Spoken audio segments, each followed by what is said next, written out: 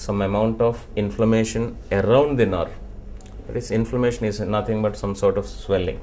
So this what we call perineural inflammation, and this is the one which causes low back pain, and this is the one which causes radicular pain or the leg pain. So once this steroid goes inside, it reduces perineural inflammation, thereby the patient gets relief of low back pain and the leg pain.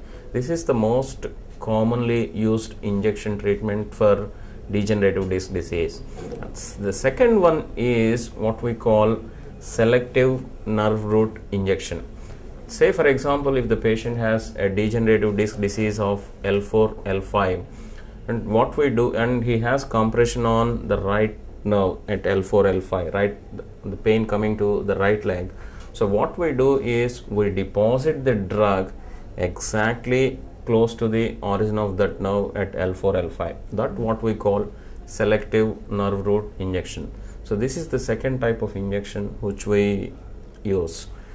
Third one is not really for the treatment of the patient, but to ascertain ourselves that the disc is the source of pain. That what we call a discography. What we do in this is we pass a needle into the disc and then pass a contrast injection, some injection through the needle into the disc, and if it evokes pain, that is called a positive discography. This is also known as provocative discography. So if the patient experiences pain, then we know that is the disc which is giving pain to the patient. So these are the three most common types of injections we use before saying, okay, the medical treatment is not working, and taking a decision towards surgery. When does surgery become unavoidable in this condition? What are the common surgical procedures, and what is the recovery time after undergoing this surgery? So there are various surgeries we perform for the degenerative disc disease. So they can be divided into different categories.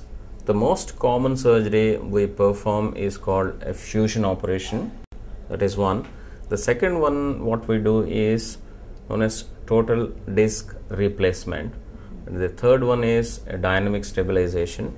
And of late, we are having some percutaneous procedures, or what we call a pinhole procedure for treating degenerative disc disease. The first one, what I said, is the fusion surgery. That is the one which we most commonly perform. So what do you do in fusion? Say for example, if there is a problem at L4, L5 disc, that means the patient has degenerative disc disease of L4, L5 disc.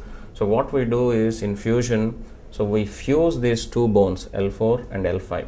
So normally there is movement between L4, L5. Normally there is some amount of movement between the two bones.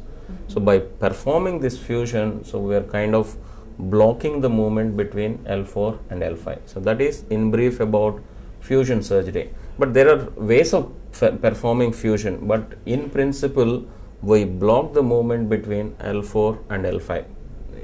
That is fusion surgery. The second one is the total disc replacement we do. This has come into vogue in recent times, total disc replacement. So as I mentioned before, the fusion surgery is the one which we most commonly perform for degenerative disc disease. So what happens once we do fusion? There is excess load over the adjacent segments. Say you perform fusion at L4-5, there is excess load over L3-4 disc, that is the above disc, and there is excess load over L5-S1, that is the below disc. And these discs can degenerate at a faster rate, and these patients are coming back to us with what we call adjacent segment disease. So that is the reason we want to preserve the movement between the two bones. So that's how the total disc replacement has come into vogue. So what we do in total disc replacement is we take out the affected disc and replace the affected disc with an artificial disc. So that is the total disc replacement we do. And the third procedure I mentioned is what we call dynamic stabilization. So this is also known as soft stabilization. So what we do in dynamic stabilization is we don't completely block the movements, we kind of regulate the movement between the two bones. So that is called dynamic stabilization. there are different ways by which we perform dynamic stabilization. And the fourth one I mentioned is a pinhole procedure.